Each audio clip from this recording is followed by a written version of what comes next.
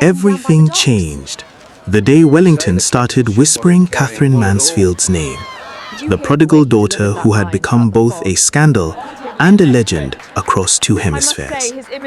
Katherine Mansfield, born Kathleen Mansfield Beauchamp in Wellington in 1888, left New Zealand for London in 1908, carrying notebooks, longing, and a voice that would alter short fiction. By the late 1910s, she had become a luminary in the English literary scene, restless, brilliant, ravaged by tuberculosis, and entangled in loves that would not fit comfortable biographies. It was in that brittle, urgent era that she met John Middleton Murry. Their courtship, letters flown between clinics and cafes, was at once a romance and a collaboration. They married in 1918. Murray was her defender, editor, and chronicler. She was his incandescent talent. They lived in borrowed rooms and rented rooms of hope, and nursing illness, trading drafts, reading each other aloud, until the words wrapped them like bandages. But Mansfield's life contained other loyalties. Before and during her marriage, she formed fierce, intimate bonds with women, friends like Mata Mahupuku from her Wellington school days, and the lifelong companion Ida Baker, relationships expressed in letters and in the tenderness of private notebooks. Those loyalties fed her art, stories like Bliss, 1920, and The Garden Party, 1922, pulse with the ache of unspoken desire and the ache of exile from home. When Mansfield's tuberculosis worsened and she died in France in January 1923, the public grief was vast. Yet, grief was not the only response. In the years after her death, a quieter, more deliberate act took place. Her papers passed into hands that would edit, select, and, in important places, conceal.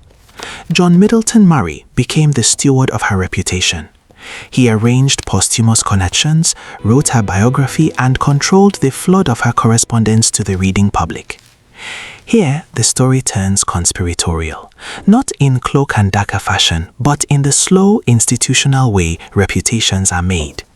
Publishers, editors, and intimates, worried about scandal, propriety, and sales, systematically omitted or redacted letters that revealed the full texture of Mansfield's loves, her political sympathies, and the intensity of her friendships with women.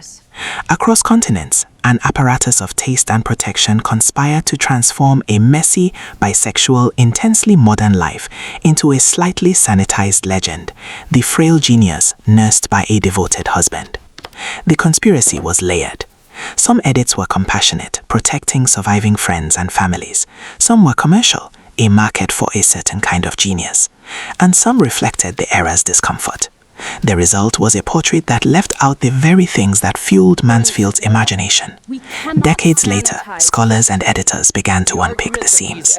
New editions restored excised letters, revealing the warmth of Mata's early influence, the confidential burn of Ida's letters, and the dizzy, collaborative intimacy between Katherine and Murray that was never merely matrimonial.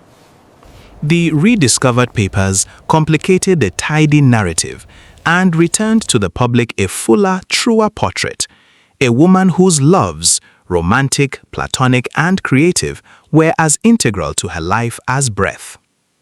The romance at the center of this story is not a single tidy affair, but a constellation. Katherine and John's marriage of devotion and editorial control, Katherine's lifelong friendships that became love, and the later love of readers and scholars who reclaimed her voice. The conspiracy to edit her life away was powerful, but it could not erase the texts themselves. Today, standing at the graves of literary reputations, we can trace the work of those who would erase and those who would restore. Mansfield's stories remain vivid, their secrets no longer wholly censored. The love that drove them, complicated, candid, and communal, survived the quiet conspiracies, and in the end, her readers learned to read her back into being, messy, brilliant, and wholly alive.